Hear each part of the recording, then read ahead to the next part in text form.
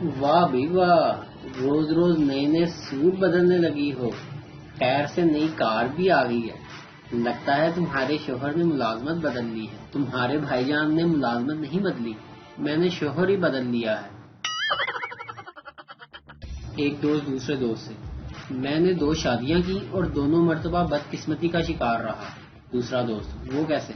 پہلی کو میں نے طلاق دے کر گھر سے نکال دیا اور دوسری گھر میں ٹکتی ہی نہیں۔ استاد نے بچوں سے پوچھا: جب بجلی چمکتی ہے تو ہمیں روشنی پہلے اور آواز بعد میں کیوں سنائی دیتی ہے؟ پپو نے جواب دیا: کیونکہ ہماری آنکھیں آگے ہیں اور کان پیچھے۔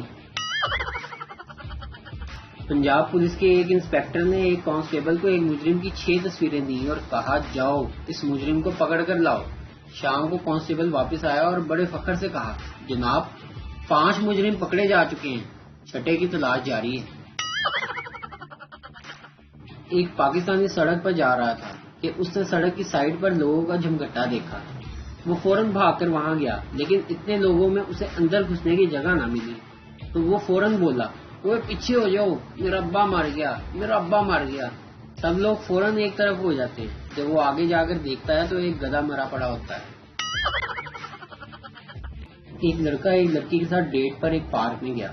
وہاں پر ایک عورت اپنے بچے کے ساتھ بیٹھی تھی اور بچہ روئے چلے جا رہا تھا۔